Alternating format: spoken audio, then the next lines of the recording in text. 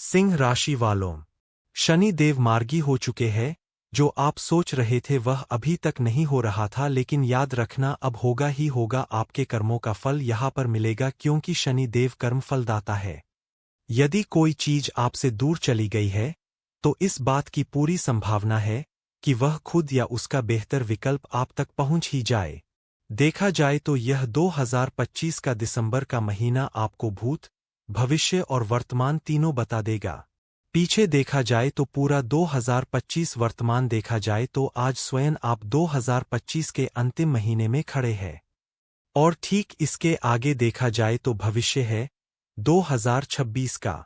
कैसे और क्या इस 2026 में मिलने जा रहा है या हमारे जीवन में घटित होने जा रहा है, देखा जाए तो इसका जो तस्वीर है वो लगभग यहाँ पर साफ हो चुका है।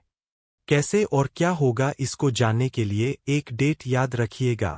पहला है 5 दिसंबर और दूसरा है ठीक 1 जून सन 2026 का, क्योंकि इसी समय पर देव गुरु बृहस्पति अपना 2 बार गोचर परिवर्तन करेंगे।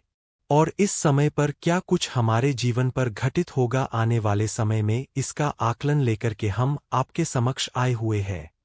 ठीक 5 दिसंबर सन 2025 का वो दिन है जिस दिन शाम के समय 5:25 को ही देवगुरु बृहस्पति 12वें घर को छोड़ के इनका गोचर हो जाता है। ठीक आपके 11वें घर पर यह वही स्थान है जिसे हम लाभ का घर कहते हैं। यह वही स्थान है जिसको एक बार गुरुदेव क्रॉस करके 12वें घर पर गए थे। आप ऐसा जानिए कि आप अपने घर से बाहर निकलते हैं और कुछ दूरी पर जाकर के आपको याद आता है कि शायद कोई जरूरी काम था घर पर, उसको मैंने भूल गया। हो सकता है वो मोबाइल हो सकता है आपका पर्स आप भूल गए हैं।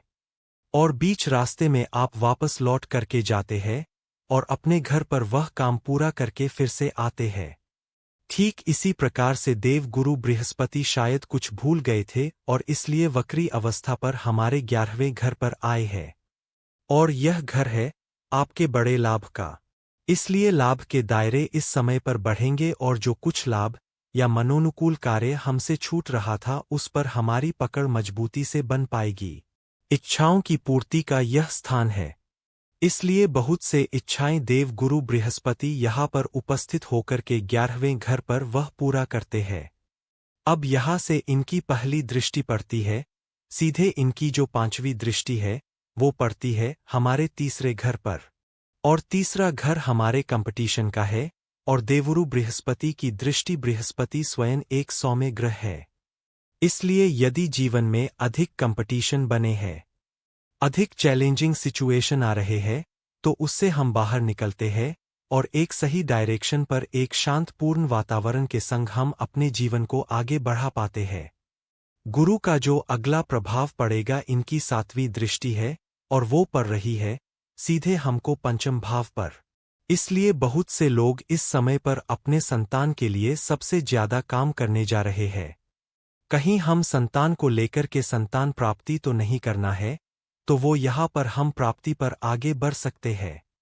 बच्चों के करियर या एजुकेशन को लेकर के हम शायद कोई भूल रहे हैं, तो गुरुदेव हमको याद दिलाने आए हैं कि 5वें घर से आपको जुड़ना है और वो है आपका संतान।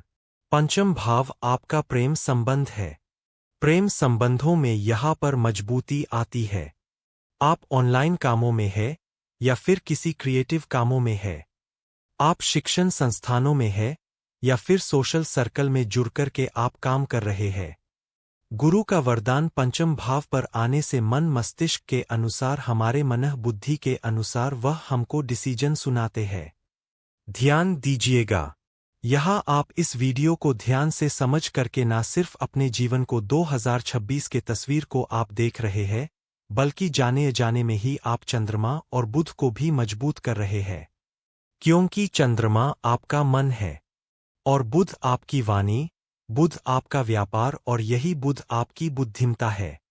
यहाँ गुरु के पास जो अगली दृष्टि का प्रभाव आएगा वो है इसकी 9वीं दृष्टि और वो पड़ रही है सीधे 7म भाव पर। देखिए जरा, यहाँ ऑलरेडी पहले से राहु विद्यमान है और कुछ दिन पहले ही आपने देखा होगा कि राहु सद्भषा नक्षत्र पर प्रवेश कर रहे हैं और यहाँ पर ये काफी महत्वपूर्ण हो जाएंगे, मजबूत हो जाएंगे। ठीक है, वो अच्छी बात हो गई, हमारे कार्य के दृष्टिकोण से अनुकूल हो गए। लेकिन यहाँ पर राहु हमारे जीवन में बाधा और भ्रम का भी कारक है।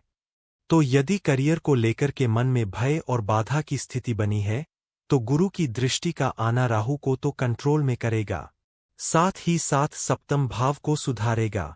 जो आपका बिजनेस है, कोई नवीन डील हो सकता है, कोई पार्टनर को लेकर के परेशान है, तो वो पार्टनर अब हमारे अनुकूल काम करेगा या किसी नए पार्टनर से जुड़ने का संजोग रहेगा। अब ठीक यहाँ सप्तम भाव प्रभावी हो रहा है। इसका मतलब जो लोग विवाह या दाम्पत्य जीवन को लेकर के अशांत है या फिर कोई विवाह का विकल्प ढूंढ रहे हैं, तो ध्यान रखिएगा, देवगुरु बृहस्पति विवाह के कारक ग्रह है, इसलिए इनका सप्तम भाव पर आना आपके पार्टनर की प्राप्ति आप तक पहुंचा जाएगा। अब डेट परिवर्तन होता है। दूसरा डेट हमने आपको बताया था 1 जून 2026। अब उस दिन परिवर्तन ये होता है 11 मार्च को देवगुरु बृहस्पति ऑलरेडी यहाँ पर मार्गी हो चुके होंगे। अब यही मार्गी अवस्था पर एक घर आगे जाते हैं और यहाँ पहुँच गए सीधे 12वें घर पर।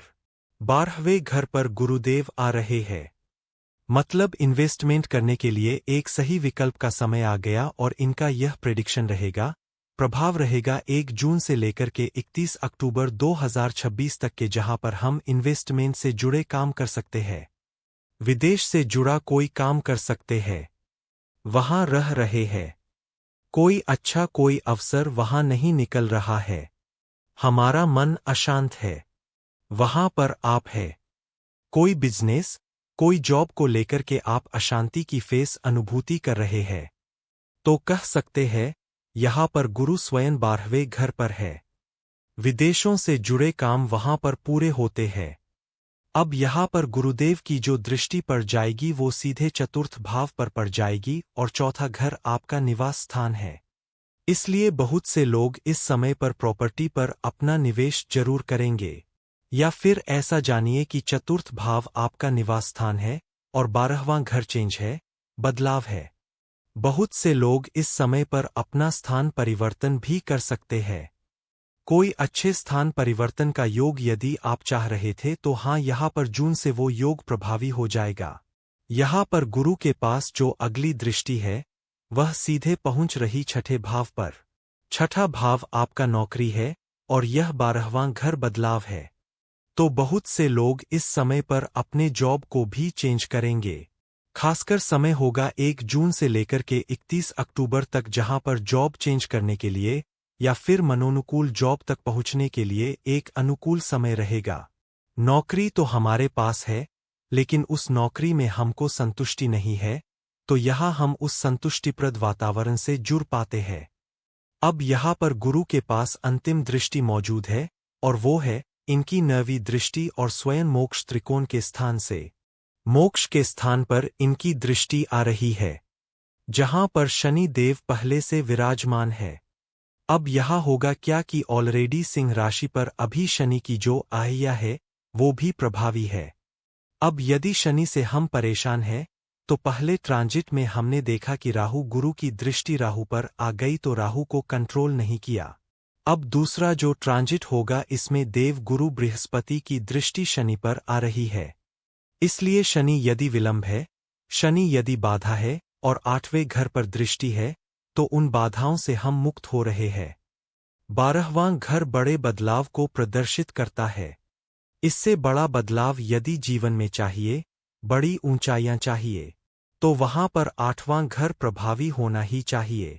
और इसी 8वें घर को देव गुरु बृहस्पति की दृष्टि है, मतलब परेशानियां नहीं रहेंगी और बल्कि हम एक बेहतर बदलाव की ओर आगे बढ़ पा रहे हैं।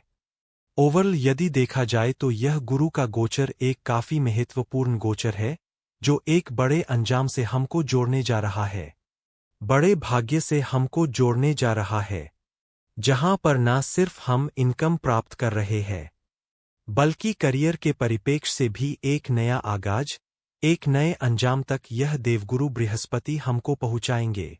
अगर आपको मेरा वीडियो पसंद आया हो तो सब्सक्राइब करना ना भूले और कमेंट में जय श्री राम लिखें। महादेव जय श्री कृष्णा। अगर आपको वीडियो पसंद आया हो तो कमेंट में महादेव हर जय श्री राम जरूर लिखें। आपका जीवन सुख में बीते ऐसी प्रभु से प्रार्थना।